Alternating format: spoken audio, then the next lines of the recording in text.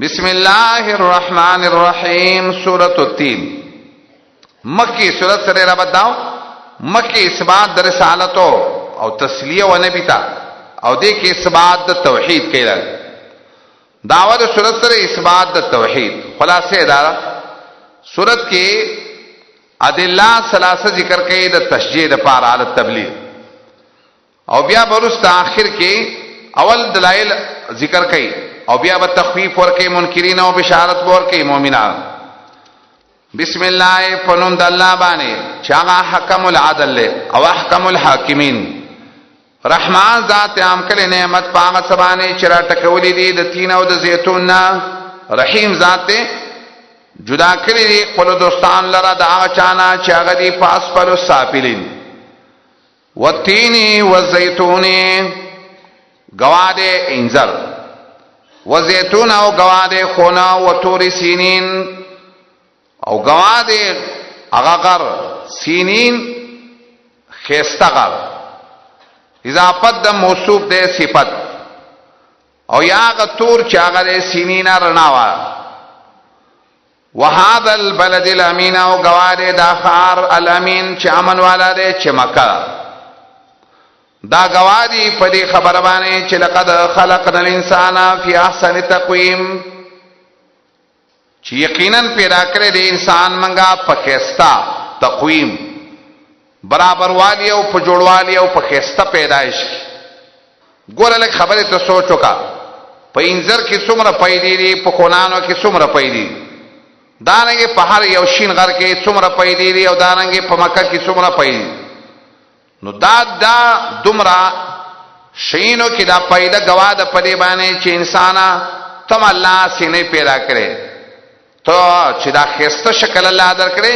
ستانه مقصد دار چې توحید منل تعالی ضروري دی او یاد سیوا چې دې کې ذکر د حال دی او مراد نه ذکر د ظرف دی او مراد نه مضروب تین غزیره چې کم زیاده دعوت د ابراهیم علیه السلام او زیتون هغه زیره چې کوم زیاده دعوت د عیسی علی السلام یا قسم زنه علماء وې چا ویلې دا زیتون هغه زیره چې زیاده دعوت د نوح علیه السلام او توري سینین هغه زیو چې کوم ځای کې وحی راغلی و موسی علی السلام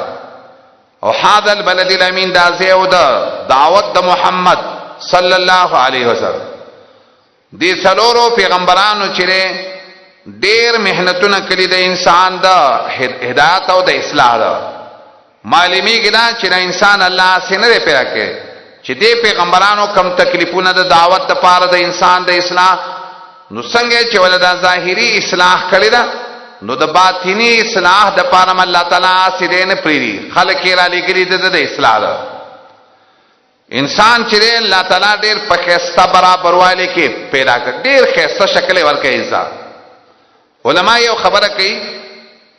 د انسان پیدائش چې دا د ار یو چانه زیات دی دا خایس دار چانه زیات دی د انسان پیدائش او خایس او دې باندې کې هغه مشهور قصه علماء ذکر عیسی ابن یوسف الحاشمی دغه وی د خپل خزي سره ډیره مینه نو ځنه وخت د مینې د وجنه خلک غلطي خبرې نو خزي ته ویل کا ته د سپومینا ډیره خسته نه کنه په ماده په درې طلاق نا زمانه کې چې ټول مليانو ته پوسوکو نو ټول ته ویلې چې یاره دا طلاق شو محمد ابن الحسن نه چې ته پوسوکا هغه ویل نه طلاق شویل ولی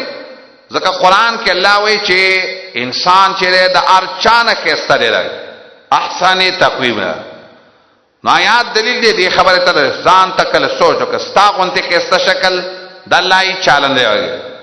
خو یاد ساته چې شکل څنګه خسته نو خپل عقیده او عمل دې ملکه سګ ذکر استوي ثم رددنا دا خسته انسان واپس کومنګ دل راس فلسافلین کته د خاتونا سمانه دو مقصد کړي یو مقصد خدای چې دا خسته انسان به یو وخت کې ارسل العمر ته ورسیږي بوډا چې لګ مخه خستای مخه راسه مخه نوري ګرځېدې شي وګونار څخه کوم زیدار ارته به یو وخت داسې وخت ورسیږي چې ارته کار پیږي ارسل العمر لكي لا يعلم بعد علم شيئا. او اکرامه وی دری اسفل سافلین په دې معنا سره الله قران والا دسی عمر ته نه رسیلک باغی باندې الله تعالی د ذلت عمر نه راولي. ځنه وخت په انسان د سرازي وما للمرء خير في متاع حیات نظام عد من سقط المتاع. کله انسان د سی وخت ورسیږي چې خلک به یو کټ نه بل کټ ته گزاري لګ. خدین الله قران والا بچ ساتي. خودی توجیبان ابن القیم پلس وجوه سرات کئ صحیح معنا دا بیا واپس کو انسان لرا کته دکاتو نه یعنی جهنم ته ورسوله. انسان چې راکسته انسان دی چې قران او حدیث عمل نکي کا الله یې کته کی او کته دکاتو نه سره معنا جهنم لر سرته ورته. او دا قول غره دی ذکر دی اسفل سافلین معلومیږي چې دا خلق ډیر زیات تر او ځکه وایي د اسفل سافلین الله تعالی ځنې خلق بچ ساتي څوک مگر هغه خلق چې ایمان وروړي عملونه کړي نه کدی د پاره د اجر غیر ممنون به امتحان. فما یکذبک بعد بالدین داما چره داما استفهامیه کا